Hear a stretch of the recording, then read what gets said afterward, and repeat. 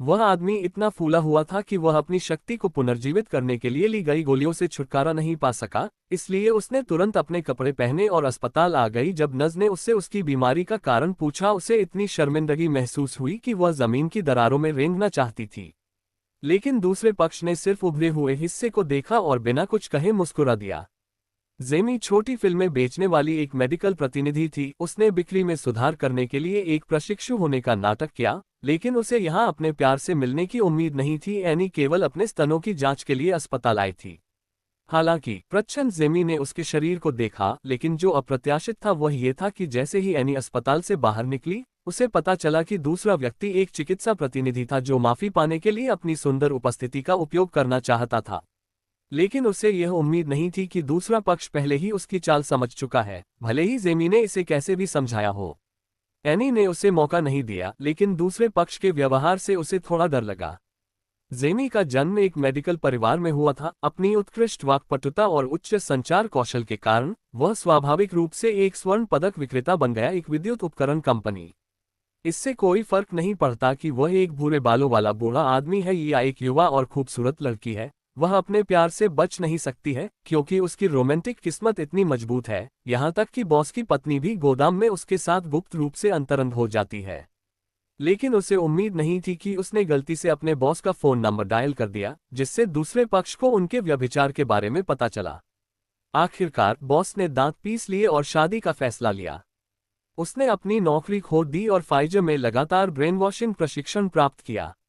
आखिरकार वह एक फार्मास्यूटिकल बिक्री प्रतिनिधि बन गया। जेमी जहां भी जाता था उसका सुंदर चेहरा उसके साथ होता था।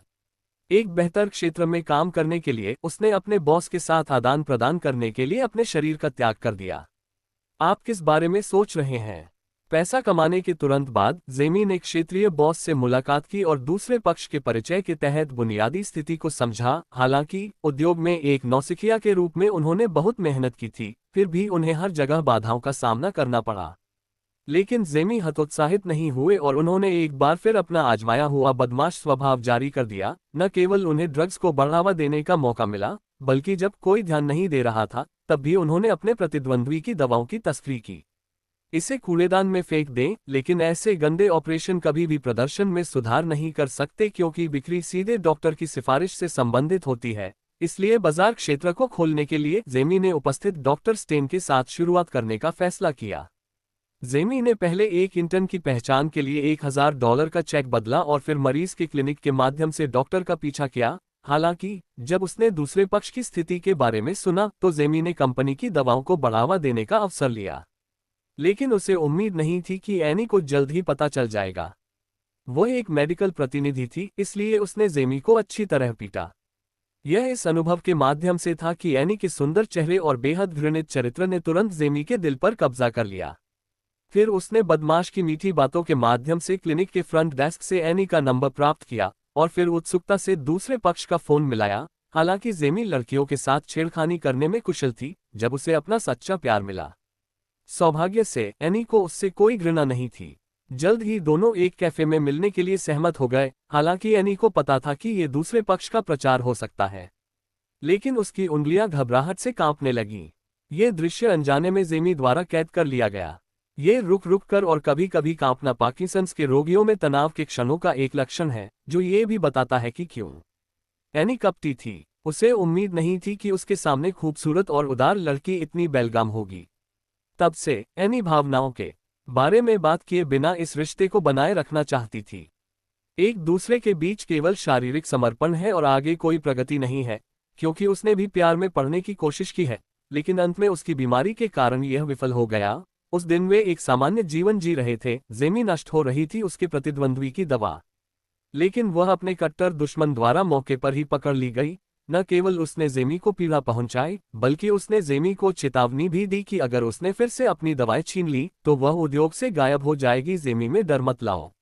लेकिन दवा की बिक्री में बाधाएं हैं। जो क्लिनिक कभी जमीन पर था वह दुर्लभ डॉक्टर के अधीन ठंडा और निर्दयी हो गया है और जेमी असहाय है और केवल घर पर ही रह सकती है।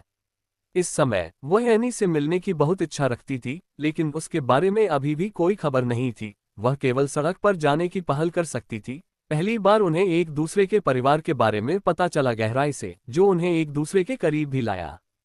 लेकिन दुर्भाग्य से एनी की हालत अधिक गंभीर हो गई और वह बिस्कुट का बैग भी नहीं खोल सकी। दूसरे पक्ष को उसकी दुविधा देखने से रोकने के लिए एनी ने चतुराई से अपने रिश्ते को फिर से शुरू किया और जेमी ने भी पिछले समझौते का पालन किया और जाने के लिए पलटी। हालांकि एनी भी थोड़ी अनिच्छुक थी, फिर भी उसने अपनी शारीरिक बीमारी के कारण रिश्ता तोड़ दिया। लेकिन जेमी ईमानदारी से आगे बढ़ी, चाहे वह बाहर कैसे भी रह रही हो और शराब पी रही हो। वे अन्य लड़कियों से एक निश्चित दूरी बनाए रखते हैं और हर दिन एनी की आवाज़ सुनना चाहते हैं। जेमी की सच्ची भावनाओं ने एनी पर दबाव डाला और उसे फोन काटना पड़ा। अगले दिन एनी बुजुर्गों को चिकित्सा उपचार के लिए विदेश ले जाने की तैयारी कर रही थी, लेकिन उसे उम्मीद नहीं थी कि जेमी अचानक उसके पास आ जाएगी। उसने कभी नहीं सोचा था कि दूसरा पक्ष इतना गंभीर होगा, लेकिन एनी ने फिर भी ऐसा किया। वह अपनी हालत के कारण जेमी के लिए कोई जगह नहीं छोड़ना चाहती थी। लेकिन एनी का दृढ़ संकल्प जेमी को हार मानने में विफल रहा। उसके जाने के बाद से जेमी यहाँ एनी की वापसी का इंतजार कर रहा है। एक बार अनियंत्रित सी किंग अब पूरी रात एक महिला का इंतजार कर रहा है। एनी ने अपने थके हुए शरीर को बांध से नीचे खींच लिया, लेकिन उसने कुछ ही दूरी पर एक परिचित आकृति देखी।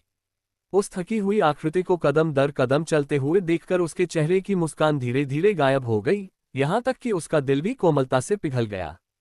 जैसे एनी का बंद दिल खुल गया। दोनों ने एक जोड़े के रूप में अपने रिश्ते की पुष्टि भी की है, क्योंकि कंपनी के नए विकसित पुरुष स्वास्थ्य देखभाल उत्पाद और जेमी की वाक्पटुता के कारण जेमी का करियर भी बहुत साफ सुथरा है। थोड़े ही समय में वह अपने करियर के शिखर पर पहुंच गई है। उसके पास हर दिन ग्राहकों का आना जाना लगा रहता है, यहाँ तक कि जो बुजुर्ग चल नहीं सकते वे भी सैंपल मांगने आते हैं। अल्पकालिक उपलब्धियां और इसके बजाय अधिक मेहनत करना, शायद ये प्यार की शक्ति थी जिसने अनजाने में उसे प्रभावित किया। लेकिन अच्छा समय लंबे समय तक नहीं रहा। जेनी की हालत खराब हो गई और अधिक गंभीर हो गई। उसने अपने हाथों को नियंत्रित करने और दवा खोलने की पूरी कोशिश की, लेकिन उसे वही दवा मिली जिनसे इनका डर पहले ही ले चुका था। जेमी शाम को एक व्यस्त दिन के बाद घर लौटा था, लेकिन उसने पाया कि एनी का मूड गड़बड़ था। उसने केवल उसे कांपते हाथों से शराब पीते देखा और आखिरकार उसकी बेकाबू भावनाएं एक पल में फूट पड़ी। वह एक नाराज महिला की तरह लग रही थी, जेमी पर गुस्सा हो रहा है। हालांकि जेमी को पता था कि एनी जानबूझकर परेशानी की तलाश में थी, फिर भी उसका मजबूत आत्मसम्मान दूसरे पक्ष से नाराज था। शायद एनी उसे टूटने के लिए मजबूर करने के लिए इस पद्धति का उपयोग करना चाहती थी। लेकिन जब उसने घर में दिल दहला देने वाली चीखें सुनी तो जेमी पीछे मुड़ा। उसने एनी के दिल में पीड़ा और निराशा महसूस की। जेमी अब भावनाओं से खेलने वाला बड़ा लड़का नहीं था।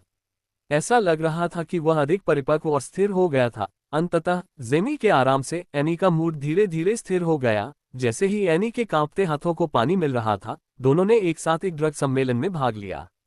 एक बूढ़ा व्यक्ति अचानक उसके पास आया। उसने दावा किया कि उसका बेटा भी इसी तरह की बीमारी से पीड़ित था और उसने एनी को पार्किंसंस रोग की एक पुस्तिका दी, जिससे उसका ध्यान आकर्षित हुआ। इसलिए वह पते के अनुसार कार्यक्रम स्थल पर आया।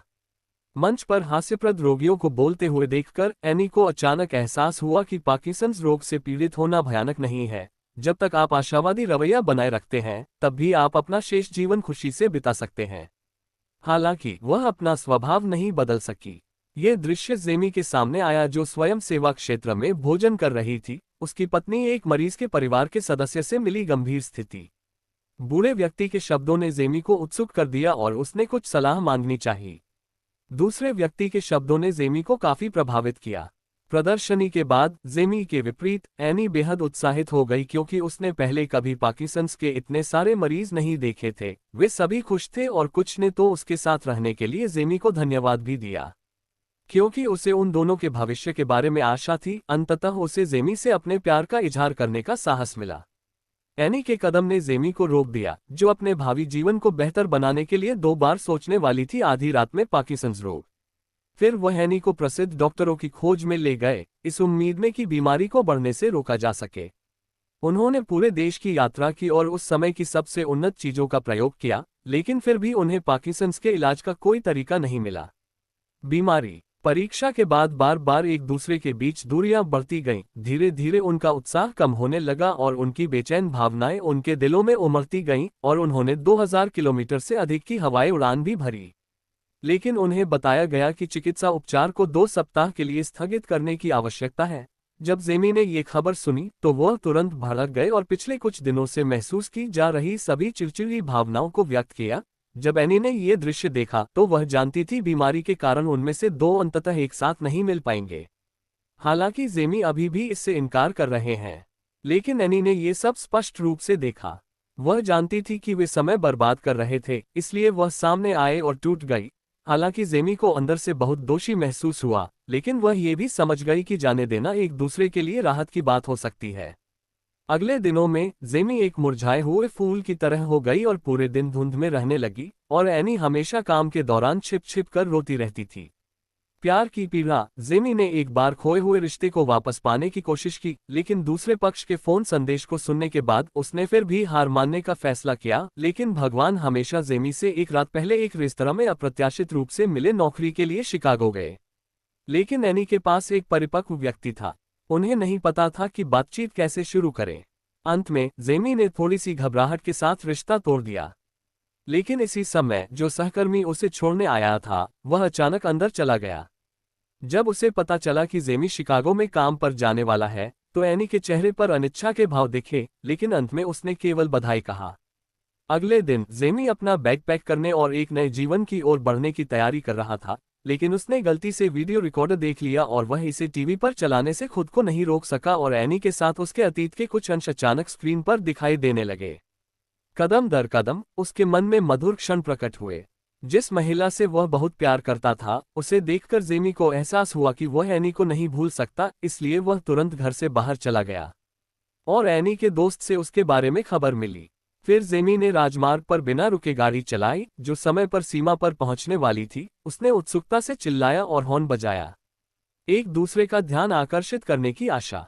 सौभाग्य से एनी ने आखिरकार जेमी को देखा और जब बस सेवा क्षेत्र में रुकी तो दोनों ने आखिरकार एक दूसरे को गले लगा लिया। लेकिन जब उसने अपने सामने बेहद गंभीर जेमी को देखा तो उसके दिल ने अपनी सुरक्षा पूरी तरह से कम कर दी थी। एनी ने आखिरकार अपनी चिंताएं छोड़ दी। दोनों ने एक दूसरे को कसकर गले लगाया, मानो वे एक दूसरे को अपने शरीर में समाहित कर लेना चाहते हों। कहानी यहीं समाप्त होती है। मैं सातवां भाई हूं। ध्यान देने के लिए धन्यवाद।